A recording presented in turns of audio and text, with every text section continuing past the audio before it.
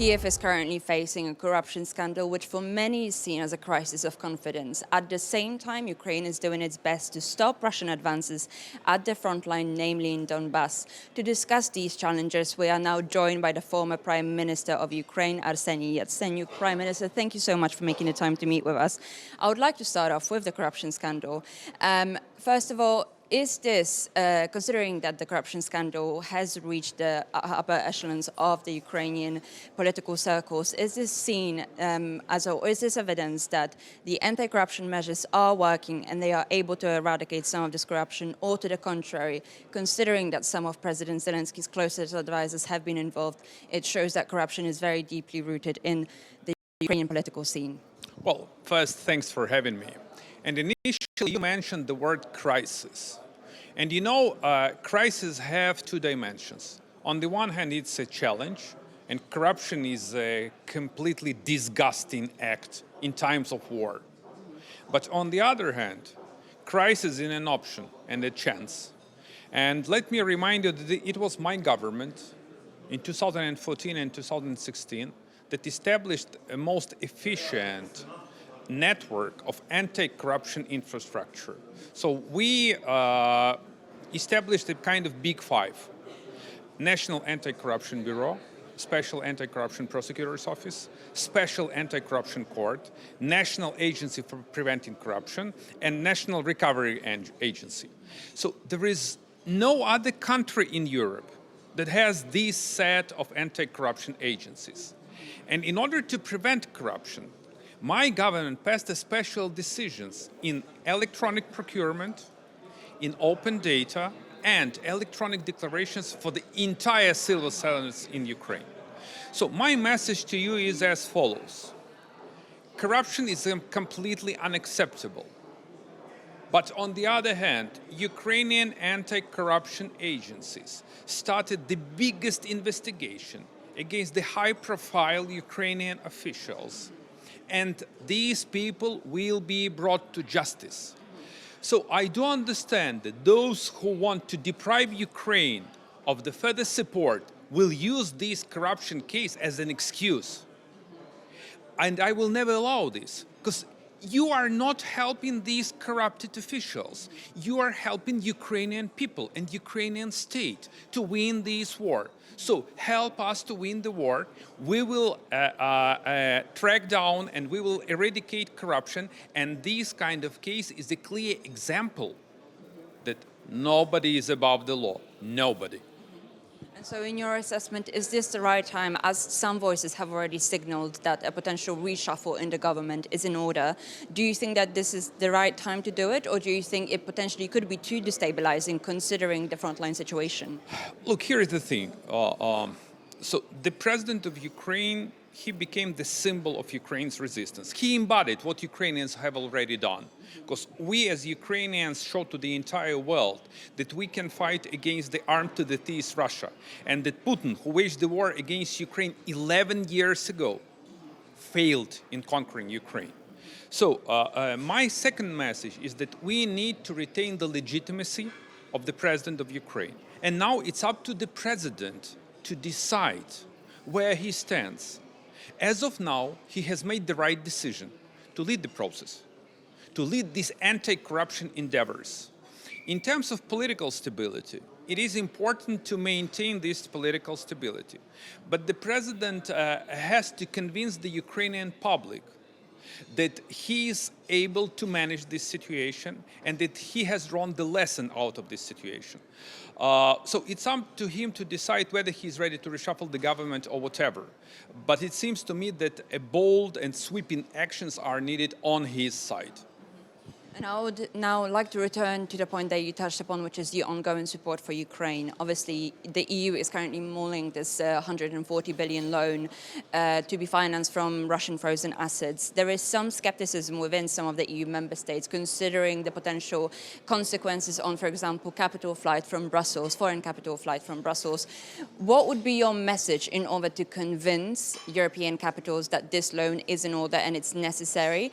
And additionally, what do you think is the best way to guarantee that this money will be spent transparently?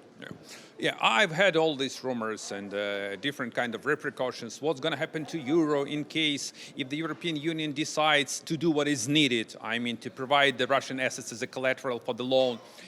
My message would be as follows. Could you imagine what's going to happen with euro and the European Union and European security in case if Ukraine fails? Could you just realize the dreadful consequences for everyone living in the European Union? So you are not just helping us, I mean Europe, you're investing into your own security, and we are paying the highest price. This is the price of the human being, okay? So we are at the front lines. Put it in a nutshell.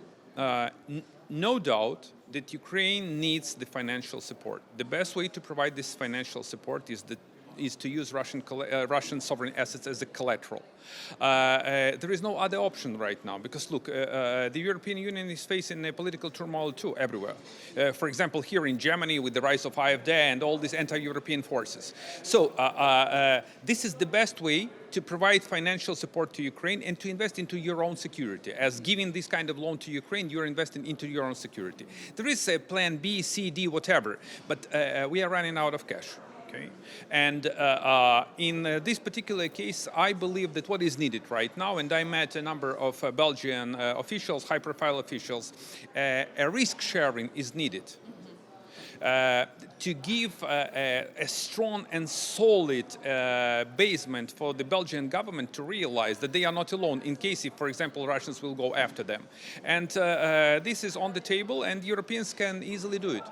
And how much of an appetite is there across European capitals? I mean, who do you imagine would bear this risk-sharing model for example? Look, that's not about appetite. That's about the very existence of the remnants of the international law and the very existence of the security of the European Union. There is just no other way rather than to support Ukraine to defend itself. In terms of legal grounds, there are plenty of different legal grounds. Why not just to use these Russian sovereign assets as a collateral, but actually to confiscate these assets? But as of now, there is a way forward, and I hope that the European Commission will bring everything that is needed to convince our Belgian friends that it's time to make the right historic decision. And I would like to now turn to the frontline situation in Ukraine. About a month ago, I believe it was, that you said that it's very likely that Ukraine will win this war. Do you still think that, considering the ongoing energy crisis, the ongoing worsening situation when it comes to potentially morale on the ground, as well as the seeming territorial advancements that Russia has made in Zaporizhia and in Donbas regions, do you still think that it's likely to happen? Do you still think that this statement stands true? Absolutely. So let's dig into the definition of what really to win the war means. For me, to win the war is actually to preserve the Ukrainian statehood and to provide an ironclad security for Ukrainians, security guarantees for Ukrainians, and in the future to make Ukraine an EU and NATO member. So is it doable? No doubt. But it all depends on the strong will of our European and American friends. So we are fighting against Russians for 11 years. And what Putin is achieving, yes, he has an incremental gains, that's true. He's crawling, that's true. And that's the reason why we need to get an additional ammo. And he is targeting Ukraine, and he believes that he can plunge Ukraine both in darkness and freeze. So in order to avoid this kind of dramatic case scenario, we urgently ask our Americans and German friends to provide Ukraine with Taurus missiles and Tomahawk missiles. So this is the best way to deter Russians and actually to hit the archer, not an arrow. We have to win this war. We can win this war. Because we have an enormous potential and capability. I mean, we as a free world. But what we are missing right now, political will and political guts. That's what is missing. And if I may ask you then, so how would you define this victory? Would this be a return to the territories that Ukraine has held in 2014? Or would you think that there are any maximalist demands that Ukraine would be willing to potentially even consider that would be put on the table by Russia? Look, as we are in Berlin right now, I will give you a historic example of Eastern and Western Germany. The time has come when Ronald Reagan said, Mr. Gorbachev, tear down this wall, and there is no wall in Berlin, and Germany is united. The time will come when Ukraine will restore its territorial integrity. But first, we need to win this war and to provide the legal grounds for Ukraine to retake this territory with different means in the future. And so when it actually comes to defeating Russia as a strategy, do you still think that this can be done on the front lines, or do you think it's now a question more of almost a waiting game and leveraging as much economic and diplomatic pressure in order to completely isolate Moscow from the rest of the world? Well, there is no silver bullet, you know. If one believes that we can do it only on the front lines, that's the wrong strategy. It is a comprehensive plan to apply every possible and impossible pressure on Russians everywhere, starting with the economy. And I do commend the efforts, the latest statement of President Trump and Lindsey Graham and Senator Blumenthal, that they are ready to pass a secondary sanction package against Russians. So, as this is the war of attrition, this kind of war needs every single tool on the table. So we need to exert maximum pressure on Russians everywhere. So supporting Ukraine, imposing secondary sanctions, pressing on China, because this is a geopolitical conflict. This conflict has nothing to do just between Russia and Ukraine. This is more, much more. Russia is fighting against Ukraine and the free world. And who is behind Russia? China, North Korea, Iran, and another pariahs. So, and that's my message to the European audience and to the American audience. You are not just helping us, and they are not fighting just against us. They are fighting against you, your security, your sovereignty, your way of life, and your values. I'm very happy that you touched on China, actually, and that will be my final question for today.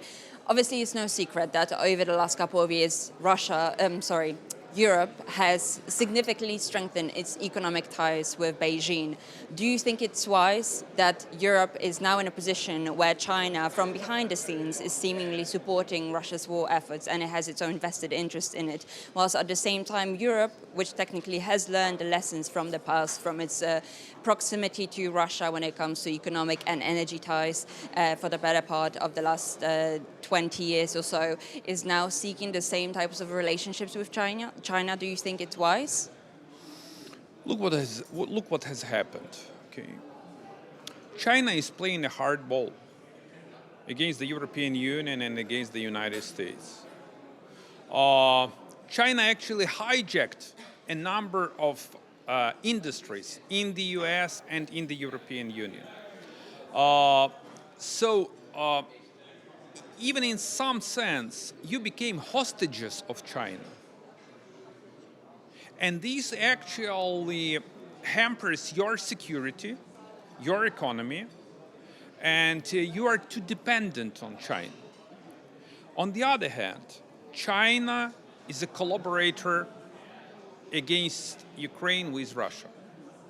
It's an alliance of strategic partnership. And both war criminal Putin and President Xi are very clear that they are the strongest friends on earth. So my message would be as follows. The US and the European Union have to apply pressure on China. You have to de-risk, decouple, whatever. I like all these strange legal and political definitions. You have to be sovereign and you have to be independent out of China. Yes, you can make business, but they can not make you, let me put it this way. Play you and make you.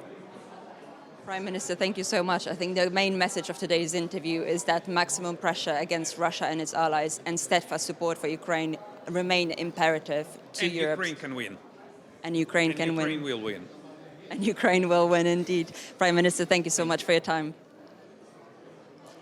And thank you for watching from Berlin for TVP World, Zuzanna, Jurek.